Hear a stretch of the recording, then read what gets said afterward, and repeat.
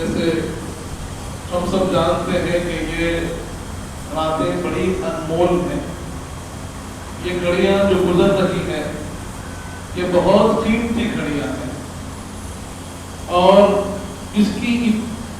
اتنی قدر کی جائے وہ کم ہے کہ حضرت عزیز ماہ رمضان یا نام کی طرف سے حضور پاک کے امتیوں کے لیے بہت بڑا تحفہ، یہ حضور پاک کی صدقے میں حضور پاک کے امتیوں کو ایسا ماہ اللہ نے عطا فرمایا کہ جو ماہ رحمت بھی ہے، ماہ مغفرت بھی ہے، ماہ نجات بھی ہے، ماہ عظمت بھی ہے، ہر فضیلت اللہ نے اس ماہ مبارک میں رکھی ہے۔ برادران عزیز، الحمدللہ خوش بخت ہیں، خوش نصیب ہیں وہ لوگ جنہوں نے اس ماہ مبارک کو اپنے رب کو منانے میں بتایا ہے، اس ماہ کی گھڑیوں کو، اس کی صبح کو، اس کی شام کو اللہ کے سامنے اپنے آپ کو پیش کیا ہے، دنیا سے کٹ کر اپنے رب سے جڑنے کی انہوں نے کوشش کی ہے، وہ لوگ کامیاب ہیں۔ یقیناً ان کے لیے احادیث کریمہ میں خوشخبری ہے، ان کے لیے خوشخبری ہے کہ جنہوں نے ماہ رمضان کا اہتمام کیا۔ صحیح بخاری کی حدیث ہمارے سامنے ہے کہ جہاں پر حضور پاک نے ارشاد فرمایا، من صام رمضان ایمانا واحتسابا غفر ما تقدم من ذنبه، من قام رمضان ایمانا واحتسابا غفر ما تقدم من ذنبه، کہ جس شخص نے ماہ رمضان میں روزے رکھے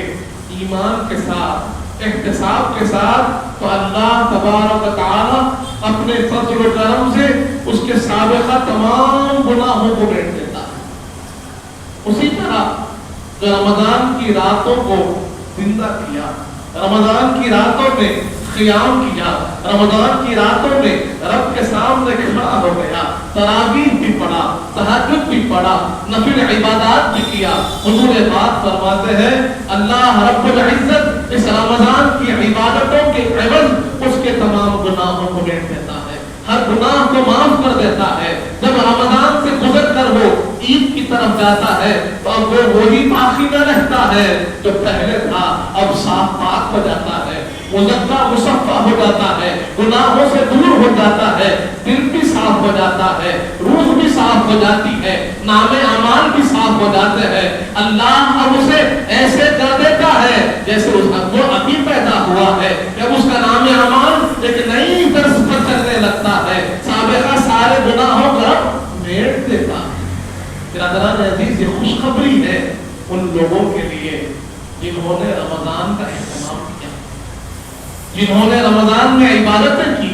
جنہوں نے رمضان میں ریاضت کی، روزے رکھے، قرآن پڑھا، تراویح پڑھی، تہجد پڑھا۔ برادران عزیز، لیکن وہ ارحم الراحمین بھی ہے اور علیم بھی ہے،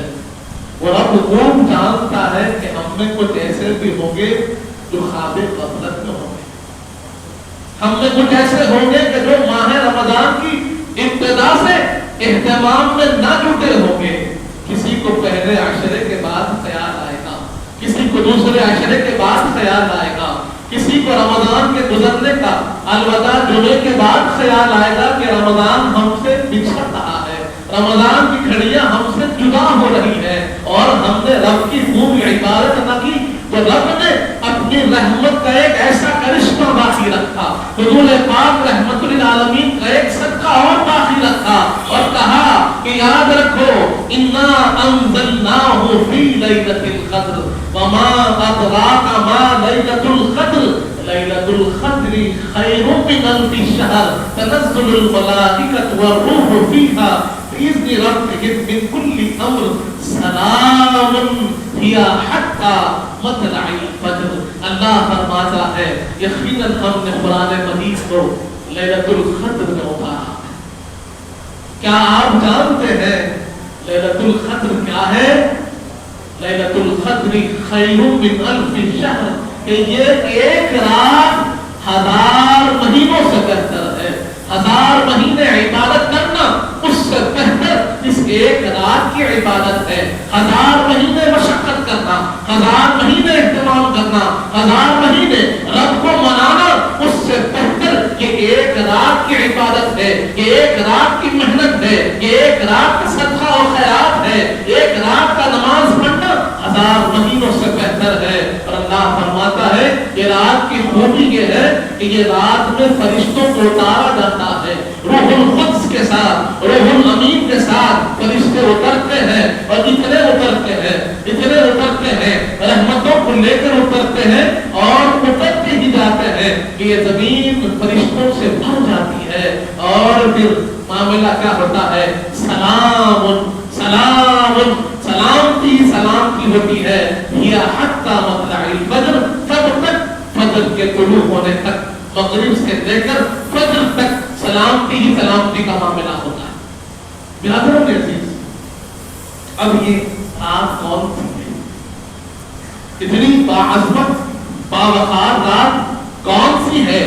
اور رب نے ہمیں یہ رات کیوں دی ہے، اس کو جاننا بھی ضروری ہے۔ جہاں لوگ لیلۃ القدر کی بات کرتے ہیں، تلاش لیلۃ القدر کی بات کرتے ہیں، اہتمام لیلۃ القدر کی بات کرتے ہیں، لیلۃ القدر کو حاصل کرنے کی بات کرتے ہیں، تو یہ بات کو بھی سمجھنا ضروری ہے کہ یہ رات ہم کو ملی کیسے ہے، کہ میرے فروغہ ملا ہے، کہ فضیلت ملی ہے، کہ بابرکت رات ہمیں ملی ہے، تو ملی کیسے؟ آخر کیا خوبی ہے، کیا وجہ ہے کہ رب کا اتنا بڑا کرم ہم پر ہو گیا؟ ہم گناہگاروں کے لیے رب نے اتنی باعظمت رات کو اتار دیا، وجہ کیا ہے؟ جب آپ شان نزول کو پڑھیں گے، جب آپ غور کریں گے، تفاسیر کا مطالعہ کریں گے، روایات کو تھوڑا سا غور سے پڑھیں گے، تو معلوم ہوگا کہ ایک مرتبہ حضور پاک صلی اللہ علیہ وآلہ وسلم کی بارگاہ میں اللہ رب العزت نے سابقہ امتوں کے ایک عابد کا ذکر کیا۔ پچھلی امتوں میں ایک عبادت گزار تھا جو اللہ کی خوب عبادت کرتا تھا، تو اس عابد کا ذکر اللہ رب العزت نے اپنے حبیب پاک کے پاس کیا، اور حضور پاک نے جب اس عابد کی کیفیت کو سنا کہ دن بھر روزہ رکھتا ہے، اللہ کی راہ میں جہاد کرتا ہے، اللہ کی راہ میں کوشش کرتا ہے، اللہ کی راہ میں چلتا رہتا ہے، روزے کی حالت ہے، اور رات ہوتی ہے تو آرام نہیں کرتا، بلکہ رب کے سامنے کھڑا ہو جاتا ہے، سجدہ کرتا ہے، قیام کرتا ہے، قرات کرتا ہے، رکوع کرتا ہے، رب کو مناتا ہے، اور ایسے اس نے 1000 مہینے عبادت کی، 1000 مہینے لگاتار ایسی عبادت کی کہ رب بھی خوش ہو کر اپنے حبیب پاک کو سنایا کہ اے حبیب، سابقہ امتوں میں ایک عبادت گزار ایسا بھی گزرا ہے، ایک میرا بندہ ایسا بھی گزرا ہے کہ میری ایسی بے مثال عبادت کی کہ دن بھر روزہ رکھا، میری راہ میں کوشش کی، مجاہدہ کیا، اور رات ہوتی تو سوتا نہیں بلکہ میری عبادت میں کھڑا ہو جاتا، اور 1000 مہینے مشقت کی ہے، محنت کی ہے۔ حضور پاک نے جب اس عابد کے ذکر کو سنا، رب کے اس کی رضا کو دیکھا کہ رب مجھ سے کتنا راضی ہے، کہ رب مجھے سنا رہا ہے، تو حضور پاک کے قلب اطہر میں اپنے امتی کا خیال جاتا، اپنے امتیوں کا خیال جاتا، اپنے غلاموں کا خیال جاتا، ان کی فکر آپ کو لاحق ہوئی، ان کی فکر آپ کرنے لگے، اور یہ خیال کرنے لگے، رب کے بارگاہ میں عرض کیا پروردگار میری امت کا معاملہ تو یہ ہے کہ ان کی عمر ہی بین 60 و 70 ہے، 60 اور 70 کے درمیان ان کی عمریں ہیں، اس سے بڑی ان کی کوئی عمر نہیں، اس سے زیادہ عمر یہ نہیں پاتے، بہت پا گئے تو 80 100 یہ ان کی عمروں کی انتہا ہے، اور سابقہ امتوں کی عبادت ان کی عمروں سے زیادہ ہے، اور میری امت جب حشر میں جائے گی، حساب و کتاب کا معاملہ ہوگا، سب کا معاملہ ساتھ ہوگا، میری امت کی فکر مجھے ہو رہی ہے، میری امت کی فکر مجھے ہو رہی ہے، میری امت کا کیا ہوگا، ان کا حساب و کتاب کا کیا ہوگا، کیسے یہ کامیاب ہوں گے، کیسے یہ سابقہ امتوں کا مقابلہ کر پائیں گے، ان کی عمر بھی چھوٹی ہے، ان کے جسم بھی ناتوا ہے، یہ کمزوری ہی کمزوری پاتے ہیں، اب کیا ہوگا جب حضور پاک کے قلب اطہر کو گزرا، حضور پاک کے قلب اطہر کے اس بوجھ کو دیکھا، اس رنج کو دیکھا، اپنی امت کی اس فکر کو دیکھا، تو رب ذوالجلال نے جبرائیل امین کو بھیج دیا، اے جبرائیل جاؤ ہمارے حبیب کو کہو کہ اللہ آپ پر سلام بھیجتا ہے، آپ پر سلام بھیجتا ہے، اور آپ سے کہتا ہے کہ آپ فکر چھوڑ دیجیے، اپنی امت کی فکر نہ کیجیے، آپ نے فکر کی ہے تو آپ کی فکر کے بدلے آپ کی امت کے لیے رب ایک تحفہ دیتا ہے، انا انزلناہ فی لیلۃ القدر وما ادراک ما لیلۃ القدر لیلۃ القدر خیر من الف شہر، کہ آپ کی امت کو ہم ایک رات ہر سال ایسی دیتے ہیں کہ اگر اس رات کے محنت کر لیں گے، مشقت کر لیں گے، رب کو منا لیں گے، تو اس عابد کی عبادت سے بہتر ان کو ثواب اللہ عطا فرمائے گا۔ وہ 1000 مہینے جو عابد کے آپ نے سنے اور آپ نے رشک کیا اور آپ نے اپنی امت کی فکر کی، اس عابد کے 1000 مہینوں سے زیادہ ثواب آپ کی امت کو آپ کا رب عطا فرمائے گا۔ اگر وہ آپ کی غلامی کا دم کرتا ہوا، آپ پر ایمان رکھتا ہوا، آپ سے تعلق مضبوط کرتا ہوا، رب کے سامنے گر گرائے، رب کو منائے اور اللہ کے سامنے سر پر سجود ہو جائے، تو پھر رب کی رحمت اسے اتنا ثواب دے گی کہ ہر ایک جبے قدر کے بدلے 1000 مہینوں کا ثواب عطا ہوگا۔ برادران عزیز، یہ حضور پاک کی فکر کا صدقہ ہے۔ کبھی رب نے کہا انا انزلناہ فی لیلۃ القدر، کبھی حضور پاک نے اپنے امت کی فکر کی تو کہا انا اعطیناک الکوثر، کبھی امت کی فکر ہوئی تو فرمایا وَلَسَوْفَ يُعْطِيكَ رَبُّكَ فَتَرْضَىٰ، اے حبیب آپ امت کی فکر نہ کیجیے، ہم آپ کو اتنا عطا کریں گے، اتنا عطا کریں گے کہ آپ راضی ہو جائیں گے۔ برادران عزیز، جو کچھ ملا ہے حضور پاک کے صدقے میں ملا ہے۔ اب ہمیں شب قدر ملی، حکم ملا اس رات کی بڑی قدر کرو۔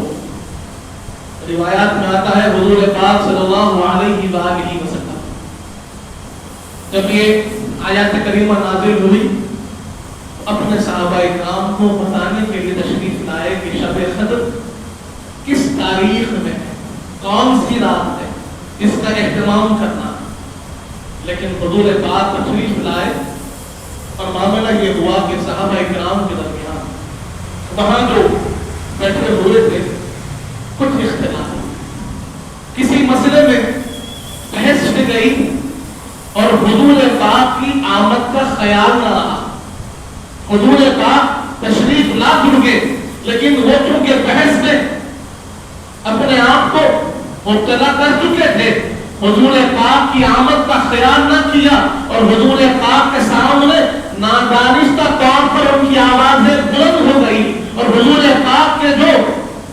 آداب ہیں وہ آداب ملحوظ نہ رہ پائے، آداب رسالت انہوں نے پورے نہ کیے،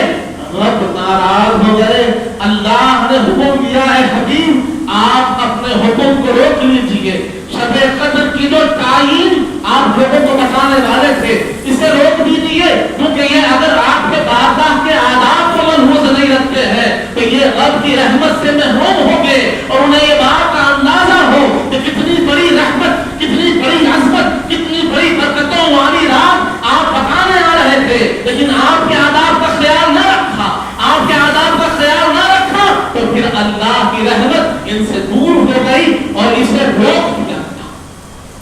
شب قدر کی تعین کو حضور پاک نے روک دیا، صحابہ کرام پریشان ہو گئے، اتنی بڑی برکت، اتنی بڑی رحمت ہمارے ہاتھوں سے چھوٹ گئی، پشیمان ہوئے، نادم ہوئے، شرمندہ ہوئے، اللہ کی بارگاہ میں توبہ کی۔ اس کے بعد حضور پاک نے کہا کہ میں تمہیں یہ بتاتا ہوں کہ شب قدر کو اللہ نے ماہ رمضان کے آخر عشرے میں رکھا ہے، یعنی ماہ کی تعین اس کے بعد آخر عشرے کی تعین ہوئی۔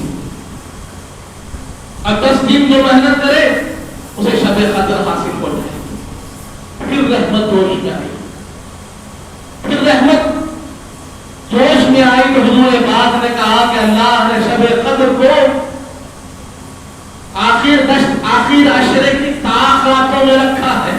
اور 21ویں شب، 23ویں شب، 25ویں شب، 27ویں شب اور 29ویں شب، یہ 5 راتوں کو تم زندہ کرو، وہاں پر تلاش کرو، تمہیں شب قدر مل جائے گی۔ اس کی تعین تخصیص ہوتے ہوتے اب 5 راتوں میں منقسم ہو گئی۔ اس کے بعد پھر رحمت جوش میں آئی تو حضور پاک، جو کہ صحابہ کرام حضور پاک کے مزاج شناس تھے، حضور پاک کے اشاروں کو سمجھنے والے تھے، تو حضور پاک نے علامات بیان کی۔ شب قدر کی علامات کیا ہوگی، اس رات کی خصوصیت کیا ہوگی، اس رات کی کیفیت کیا ہوگی، اس رات میں کیسے ٹھنڈک ہوگی، اس رات میں کیسے سکون ہوگا، اس رات کی صبح کیسے ہوگی، سورج کا کیفیت کیا ہوگی، ایک ایک علامت، کیونکہ حضور پاک رحمت للعالمین ہے، اپنے امتیوں کو شب قدر کے قریب سے قریب کرتے چلے گئے، یہاں تک کہ صحابہ کرام میں اکابر صحابہ کرام حضرت عبی بن کعب رضی اللہ عنہ ہے، حضرت ابن عباس رضی اللہ عنہما ہے، حضرت عبداللہ بن مسعود ہے، حضرت عمر بن خطاب رضی اللہ عنہ ہے، یہ سب کے سب کہنے لگے کہ ہم حضور پاک کی علامتوں سے شب قدر کو پہچان گئے، اور خدا کی قسم شب قدر 27ویں شب ہے۔ حضرت عمر بن کعب قسم کھا کر فرماتے ہر بار کہ شب قدر 27ویں شب ہے۔ حضرت ابن عباس رضی اللہ عنہ سے پوچھا گیا تو آپ نے الگ الگ انداز سے الگ الگ علامتوں سے سمجھایا، کبھی سورہ قدر کی تصویر کرتے ہوئے سمجھایا، کبھی آسمان و زمین کی تعبیر کرتے ہوئے سمجھایا، اور اللہ کی خلقت کی حکمتوں کو جانچتے ہوئے سمجھایا کہ شب قدر 27ویں شب ہے، شب قدر 27ویں شب ہے۔ دربار حضرت عمر فاروق میں آپ سے پوچھا گیا بتائیے ابن عباس رضی اللہ عنہ شب قدر کون سی تاریخ کو آئے گی، تو آپ نے کہا 27ویں شب، کیونکہ اگر آپ غور کریں سورہ قدر میں تو وہاں بھی اشارہ ملتا ہے کہ سورہ قدر کے اندر آپ غور کیجئے، اللہ فرماتا ہے لیلۃ القدر لیلۃ القدر لیلۃ القدر 3 مرتبہ، اور جو لیلۃ القدر کے حروف ہیں وہ 9 ہیں، اور 9 کو 3 سے ضرب دے تو 27 ہوتے ہیں۔ اسی طرح آپ فرماتے ہیں ایک اور اشارہ یوں بھی ملتا ہے کہ رب نے 3 مرتبہ لیلۃ القدر کہا اور 1 مرتبہ اس کی طرف اشارہ کیا اور کہا سلام ہی، کہ وہ سلامتی والی رات ہے، اور وہ جو لفظ ہے نا، وہ جو لفظ آپ شمار کریں گے لیلۃ القدر کے سورہ میں، سورہ قدر میں، تو یہ 27 کا لفظ ہے، جہاں پر رب نے کہا وہ رات جو اشارہ کیا وہ 27ویں لفظ میں کہا، تو حضرت ابن عباس فرماتے ہیں وہ کلام حکیم ہے، حکمت سے خالی نہیں ہوتا۔ اس سے پہلے 2 مرتبہ لفظ کو ریپیٹ کیا اور تیسری مرتبہ فرمایا ہی مطلع الفجر، سلام ہی مطلع الفجر، کہ یہ وہ سلامتی والی رات ہے کہ جہاں جو سلامتی کب تک رہے گی، مطلع فجر تک رہے گی۔ تو حضرت ابن عباس فرماتے ہیں کہ 27ویں شب یہ لیلۃ القدر ہوگی۔ برادران عزیز، اسی لیے ہم دیکھتے ہیں کہ تلاش شب قدر تو ہوتی ہی ہے، لیکن 27ویں شب کو زیادہ اہتمام ہوتا ہے، کیونکہ صحابہ کرام جو حضور پاک کی تربیت یافتہ ہے، حضور پاک کے مزاج سے واقف ہے، حضور پاک کے تعلیمات سے واقف ہے، انہوں نے ہمیں سمجھایا ہے یہ رات کی عظمت زیادہ ہے، یہ رات کی اہمیت زیادہ ہے، اس تاریخ کی اہمیت زیادہ ہے۔ لیکن ہمیں چاہیے کہ ہم 5 راتوں کو محنت کریں، ہر رات کو محنت کریں، تاکہ ہمیں خوب ثواب عطا ہو۔ برادران عزیز، ہوتا یہ ہے ایک اور بات جو ہم محسوس کر رہے ہیں، عبادت کی کوشش تو ہو رہی ہے، ریاضت تو ہو رہی ہے، نمازیں تو ہو رہی ہیں، روزہ تو رکھا جا رہا ہے، قرآن پڑھا جا رہا ہے، ذکر بھی ہو رہا ہے، صدقات و خیرات بھی ہو رہے ہیں، لیکن یہ تشنگی محسوس ہو رہی ہے کہ نمازوں میں حلاوت نہیں، ذکر میں کیفیت نہیں، خیرات میں توجہ نہیں۔ جب نماز میں کھڑے ہوتے ہیں تو بے توجہی کا شکار ہے، وہ کیفیت محسوس نہیں ہوتی، وہ مٹھاس محسوس نہیں ہوتی، وہ انداز نماز، حقیقت نماز، حفاظت نماز، हमें महसूस नहीं हो रहा है। हम इस बात को महसूस कर रहे हैं कि जैसी इबादत होनी चाहिए वैसी हो नहीं रही है, दुआ हो रही है, कबूलियत नजर नहीं आ रही है, बंदा गिड़गिड़ा रहा है, लेकिन जो हासिल करना चाहता है वो हासिल हो नहीं पा रहा है। आखिर क्या वजह है, क्या सबब है इसका कि बंदे की इबादत में वो हलावत नहीं, वो कैफियत नहीं, वो मिठास नहीं? उसकी वजह, उसकी बुनियादी वजह ये है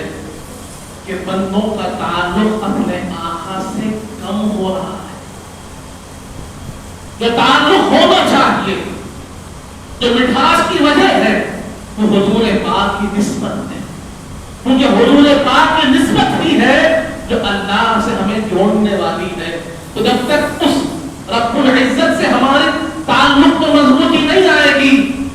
वो कैफियत और हलावत भी महसूस नहीं होगी, वो मिठास भी महसूस नहीं होगी। आप इसकी मिसाल अगर देखनी हो तो खुरून अव्वल में चले जाएंगे, सहाबाए किराम की जमात में इसको महसूस कीजिए। हुजूर पाक के पीछे सब मस्ता होकर सब खड़े हैं, सहाबाए किराम भी है और मुनाफिकीन भी है। सहाबाए किराम भी खड़े हैं, मुनाफिकीन भी खड़े हैं, सजदा वो भी कर रहे हैं, सजदा ये भी कर रहे हैं, रुकू इनका भी हो रहा है, रुकू उनका भी हो रहा है, क़िरात वो भी सुन रहे हैं, क़िरात ये भी सुन रहे हैं। लेकिन जब आप कुरान सहाबाए किराम की करता है तो कहता है रज़ी अल्लाहु अन्हुम व रज़ू अन्हु, और जब बात मुनाफिकीन की कहता है तो अस्फला साफिलीन कहता है। बात क्या है कि रुकू सजदा तो वो है, उठक बैठक तो वही है, अंदाज़ इबादत तो वही है, लेकिन सहाबाए किराम के दिल में हुजूर पाक के लिए मोहब्बत है, असमत है, हुजूर पाक से अटूट ताल्लुक है, हुजूर पाक के जानिसार है, हुजूर पाक की हर अदा को अपने लिए वो मुख्तरा मानते हैं, अपनी जिंदगी को हुजूर पाक के लिए जीते हैं, हुजूर पाक के दीदार के लिए बेचैन रहते हैं, हुजूर पाक के एक एक अदा को अपने लिए वो सरमाए हयात समझते हैं। और दूसरी तरफ वही सब में खड़े हुए मुनाफिक है, लेकिन दिल में हुजूर पाक की मोहब्बत नहीं, दिल में हुजूर पाक की अज़मत नहीं, दिल में हुजूर पाक का ताल्लुक नहीं, सिर्फ दिखाने के लिए नमाज पढ़ रहे हैं। उनका मकसद दुनिया है, उनका मकसद माले गनीमत है, उनका मकसद खरदार है, उनका मकसद दुनिया कमाना है। वहीं पर खड़े होकर उसी सफ में एक रब की रज़ा को पा रहे हैं, एक रब के अज़ाब को पा रहे हैं। फर्क है तो हुजूर पाक से ताल्लुक का फर्क है, फर्क है हुजूर पाक की निस्बत का फर्क है, फर्क है तो ईमान के होने और निफाक के होने का फर्क है। इसीलिए आज भी अगर दिल में हुजूर पाक की मोहब्बत है, हुजूर पाक की अज़मत है, हुजूर पाक से ताल्लुक है, तो वो नमाज़ें रब की बारगाह में पहुंचने वाली है। और दिल में हुजूर पाक की मोहब्बत नहीं तो फिर वो नमाज़ें कहीं कुछ फायदा देने वाली नहीं है। ये बात को समझना, हकीकत नमाज, हकीकत ईमान यही है कि ताल्लुक भी रसूल मजबूत से मजबूत हो, अपने आका से अपना ताल्लुक मजबूत करे, नमाज में खड़े हो तो हुजूर पाक उस फरमान का असर जारी हो जाए कि हुजूर पाक फरमाते हैं सल्लू कमा रअयतुमूनी उसल्ली, ऐसे नमाज पढ़ो कि गोया तुम मुझे देख रहे हो नमाज पढ़ते हुए, तुम्हारी हर अदा मेरी अदा की नकल हो, तुम्हारा क़ियाम हो तो मेरे क़ियाम की तरह, तुम्हारा रुकू हो तो मेरे रुकू की तरह, तुम्हारा उठना बैठना हो तो मेरे उठने बैठने की तरह। जब तुम्हारा अमल मेरे अमल की नकल हो जाएगा तो रब के पास मकबूल हो जाएगा। और अगर तुम्हारा अमल मुझसे कटा हो, मुझसे जुदा हो, लाख सजदे करो, रब तुमसे राजी नहीं होगा। बिरादरान अजीज, तो रब को मनाना है तो अपने आका से निस्बत को मजबूत करना, क्योंकि ये ईमान की असल है। हुजूर पाक की मोहब्बत ये असल ईमान है। आज यही कमी हमारे अंदर होती है कि हम नमाज में खड़े होते हैं तो दुनिया के अलग अलग मामलात की फिक्र हमारे जहन में आती नहीं। ये फिक्र, ये अंदाज गैरों का है, मोमिनीन का नहीं। मोमिनीन जब रब के सामने खड़े होते हैं तो सबसे कट कर खड़े होते हैं, دنیا کا تعلق نہیں ہوتا، دنیا کی فکر نہیں ہوتی، ان کی فکر ہوتی ہے تو صرف رب کی رضا کی فکر ہوتی ہے، رب کو منانے کی فکر ہوتی ہے، ان کی نمازوں میں اخلاص ہوتا ہے، اس میں ملاوٹ نہیں ہوتی، کسی اور کی یاد نہیں ہوتی، کسی اور کا خیال نہیں ہوتا، دنیا کی فکر نہیں ہوتی۔ اور منافقین کی نمازوں کا معاملہ یہ ہوتا، خود قرآن ان کی نمازوں کے بارے میں کہتا ہے کہ نمازوں میں کھڑے ہوتے تو ایسے کہ بس کب نماز ختم ہوگی، کب نماز ختم ہوگی، اور مومنین کھڑے ہوتے تو نماز میں ایسے کہ گم ہو جاتے رب کی یاد میں، انہیں دنیا کا احساس نہیں ہوتا، نہ اپنے جسم کا احساس ہوتا۔ یہ بہت بڑا فرق ہے۔ ہمیں اپنے آپ کو جانچنا ہوگا، اپنی عبادات کو جانچنا ہوگا اور دیکھنا ہوگا کہ ہماری توجہ کس طرف جا رہی ہے، ہماری نمازوں کا انداز کس طرف جا رہا ہے۔ ہم جب نماز میں کھڑے ہو، عبادت میں ہو، خیرات میں ہو، صدقہ خیرات کر رہے ہو، کسی بھی کام میں ہو، کسی بھی معاملے میں ہو، ہماری توجہ رب کی طرف ہے یا مخلوق کی طرف ہے؟ مخلوق کی طرف جا رہی ہے تو وہ صحیح توجہ نہیں، صحیح راستہ نہیں، کیونکہ مخلوق کو متاثر کرنا، ان کو راضی کرنا، یہ ہماری زندگی کا مقصد نہیں ہے، یہ ہمارے اعمال کا مقصد نہیں ہے۔ ہمارے اعمال کا مقصد ہے کہ رب ہم سے راضی ہو، رب ہم سے راضی ہو۔ یہاں پر ہمارے اعمال میں کہیں نہ کہیں کمی آ رہی ہے، برادران عزیز، تو اس کمی کو دور کرنا ہے، کبھی عمل کو نہیں چھوڑنا۔ بہت سے لوگوں کو یہ خیال ہوتا ہے نہیں میرا عمل تو خدا نخواستہ دکھاوا آ رہا ہے تو کیا میں عمل کو چھوڑ دوں؟ نہیں، عمل کو نہیں چھوڑنا ہے، نیت کو سدھارتے رہنا، نیت کا جائزہ لیتے رہنا ہے، توجہ کا جائزہ لیتے رہنا ہے، اور اس کو بار بار رب کی طرف جوڑتے جانا ہے۔ شیطان ہے، نفس ہے، وہ آپ کو بھٹکاتا جائے گا، بھٹکاتا جائے گا، اور آپ کا ایمان ہے جو آپ کو بتاتا جائے گا آ جاؤ رب کی طرف، آ جاؤ، آ جاؤ۔ یہ دونوں آوازیں ساتھ میں آئے گی اور آپ کو اپنے ایمان کی، اپنے روح کی، رب کی طرف سے جو اللہ نے یہ فطرت کی ہے اس کی آواز کو سننا ہوگا اور رب کی طرف آنا ہوگا۔ بار بار اپنے اعمال کا جائزہ لیجیے اور اسے اس قابل بنائیے کہ ہمارا رب ہمارے سجدے سے خوش ہو، ہمارا رب ہمارے ذکر سے خوش ہو، ہمارا رب ہماری عبادت سے خوش ہو، ہر عمل میں رب کا خیال ہو اور حضور پاک کے انداز کا خیال ہو۔ معاملہ کیا ہوتا ہے کہ بندہ کوئی بھی کام کرتا ہے تو اس میں دو چیزیں ہیں، ایک ایسا انداز جو اسے پسند ہے اور ایک ایسا انداز جو اللہ اس کے رسول کو پسند ہے۔ قدم چل رہے ہیں، راستہ چل رہا ہے، لیکن کس طرف؟ اللہ اس کے رسول کو پسند، اس راستے پہ چلیں گے کامیاب ہو جائیں گے۔ وقت گزر رہا ہے، کہاں گزرے گا؟ اللہ اس کے رسول کی رضا میں گزاریں گے، وقت کامیابی والا وقت ہوگا۔ اپنی خواہش کے لیے، اپنی مرضی کے لیے، اپنی تمنا کے لیے اگر وقت گزاریں گے تو شاید کہ کامیاب ہو، شاید کہ ناکام ہوگا، لیکن اللہ کو منانے کے لیے جب آپ وقت گزاریں گے تو یقیناً آپ کا ہر لمحہ کامیابی والا لمحہ ہوگا، ہر لمحہ اچھائی والا لمحہ ہوگا۔ تو یہ فکر ہمیں حاصل کرنی ہے کہ جب ہم شب قدر کی تلاش کریں، رب کو منانے کی کوشش کریں،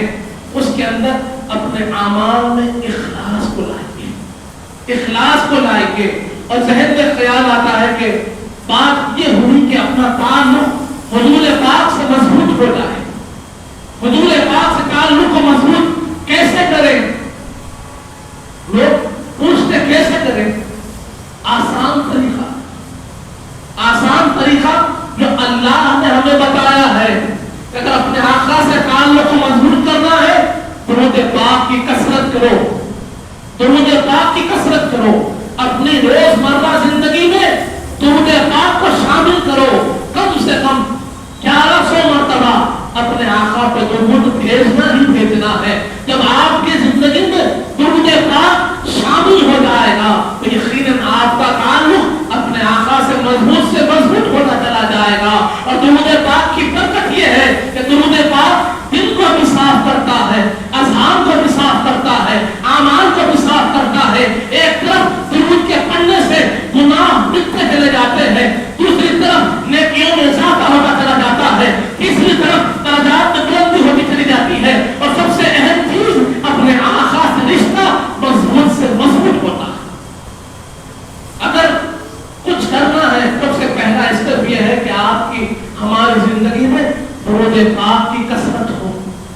وہ حدیث پاک ہمارے سامنے ہے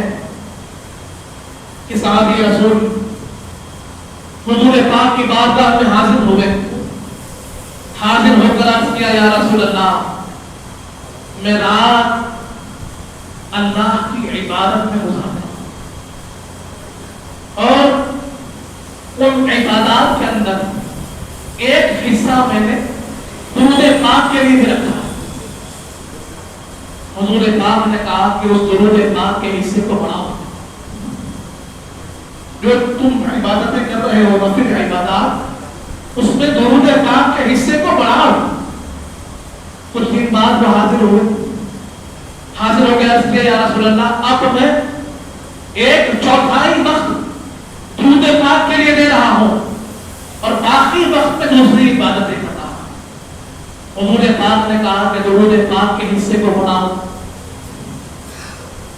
کچھ دن بعد وہ پھر حاضر ہوئے،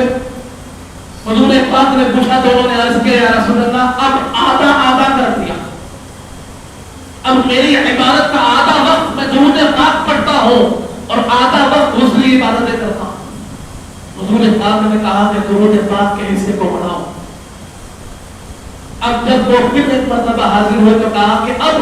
1/4 حصہ میں عبادت کرتا ہوں اور 3 حصے میں صرف درود پاک پڑھتا ہوں۔ حضور پاک کے چہرے پر تبسم آیا اور فرمایا کہ درود پاک کے حصے کو بڑھاؤ۔ برادران عزیز، اب جب وہ واپس آئے تو انہوں نے عرض کیا یا رسول اللہ اب رات بھر صرف آپ پر درود پڑھتا ہوں،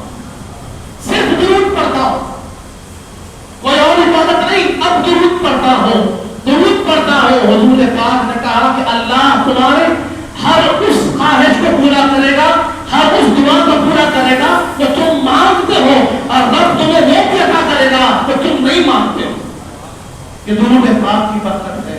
تو برادران عزیز، ہماری زندگی میں درود پاک کا ایک بڑا حصہ ہونا چاہیے۔ اسی لیے ہمارے بزرگوں نے بتایا کم سے کم 1100 مرتبہ ہم درود پاک پڑھیں۔ اس کا آسان طریقہ ہے کہ ہر نماز کے ساتھ 200 مرتبہ جوڑیں تو 5 نمازوں کے 1000 ہو جائیں گے۔ اب 1000 یا آپ فجر کے بعد اضافہ کر لیجیے 100، فجر کے بعد اضافہ کر لیجیے یا عشاء کے بعد اضافہ کر لیجیے، جیسے آپ کو مناسب لگتا ہے اضافہ کر لیجیے، تو 1100 کا عدد بڑی آسانی سے مکمل ہو جائے گا۔ تو برادران عزیز، آج کی رات بڑی اہمیتوں والی رات ہے۔ میں زیادہ وقت نہیں لیتا کیونکہ عبادت کرنی ہے، اجتماعی عبادت ہوئی ہے، اب ہم انفرادی عبادت کریں گے۔ اجتماعی دعا ہوئی ہے، انفرادی دعا کریں، ذکر کریں، رب کو منائیں۔ یہ گھڑیاں بڑی قیمتی ہیں، لیکن اس کے اندر سب سے اہم چیز جو ہے کہ ہم کبھی ہمارا اعتماد جو ہو، ہمارا بھروسہ جو ہو، وہ اپنے رب پر اور حضور پاک کی نسبت و محبت پر ہو۔ ہمارے اعمال انہی کی وجہ سے قبول ہوتے ہیں۔ اعمال تب تک قبول نہیں ہوتے جب تک کہ تعلق باللہ اور تعلق بالرسول مضبوط نہ ہو۔ تو بھروسہ اس پر کیا جائے، کیونکہ وہ صحیح بخاری کی حدیث ہمارے سامنے ہے کہ جب ایک آرامی صحابی حضور کی بارگاہ میں حاضر ہوئے اور آقا عرض کیا متی الساعۃ یا رسول اللہ، قیامت کب ہے، قیامت کب ہے؟ ان کے پوچھنے پر حضور پاک نے پوچھا کہ بتاؤ تم نے تیاری کیا کی ہے، قیامت کی تیاری کیا ہے؟ انہوں نے کہا کہ بہت کثرت سے نمازیں تو نہیں پڑھی، بہت کثرت سے روزے تو نہیں رکھے، لیکن بات اتنی ہے کہ میں اللہ اور اس کے رسول سے بڑی محبت کرتا ہوں۔ حضور پاک نے ارشاد فرمایا انت مع من احببت، کہ تم جس سے محبت کرتے ہو قیامت تو انہی کے ساتھ رہو گے۔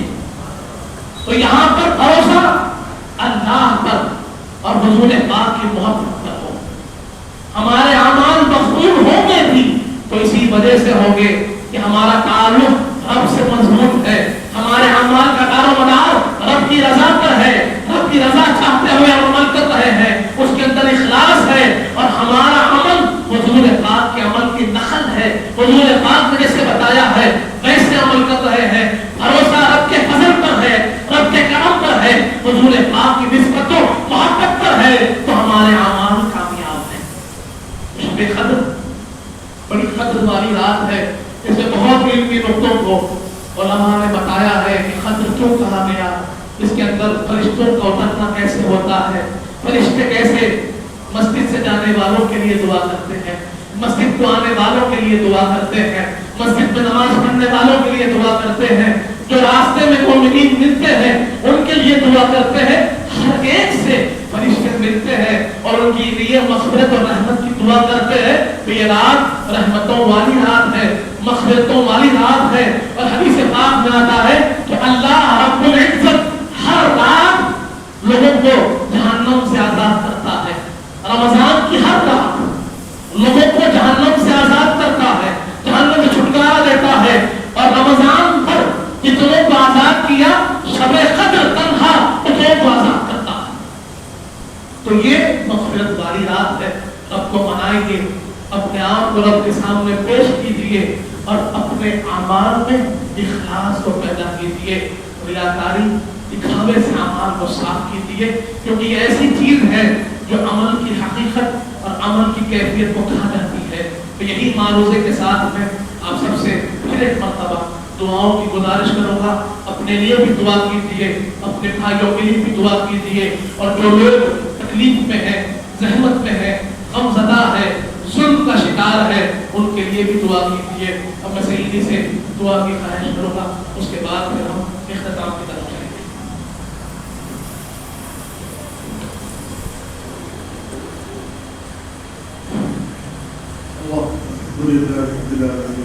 اللهم صل على سيدنا محمد وعلى آل سيدنا محمد. اللهم لك السلام ومنك السلام وبارك عليك يا ذا الجلال والإكرام، يا ذا الجلال والإكرام، يا ذا الجلال والإكرام. ربنا آتنا في الدنيا حسنة وفي الآخرة حسنة وقنا عذاب النار، وأدخلنا الجنة مع الأبرار يا حكيم يا غفار يا رب العالمين. اللهم أعنا على ذكرك وشكرك وحسن عبادتك. اللهم إنك عفو كريم تحب العفو فاعف عنا يا كريم، فاعف عنا يا كريم. اللهم أجرنا من النار، اللهم أجرنا من النار، اللهم أجرنا من النار يا مجيب يا مجيب يا مجيب. وصلى الله تعالى على خير خلق سيدنا محمد وآله وصحبه أجمعين. ربنا تقبل منا الفاتحة.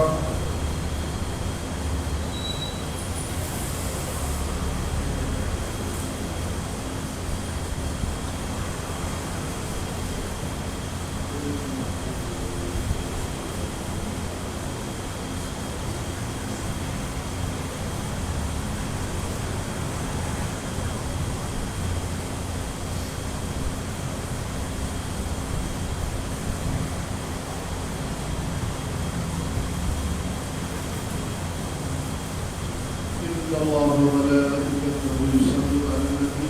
يا أيها الذين آمنوا صلوا عليه وسلموا تسليما. اللهم صل على سيدنا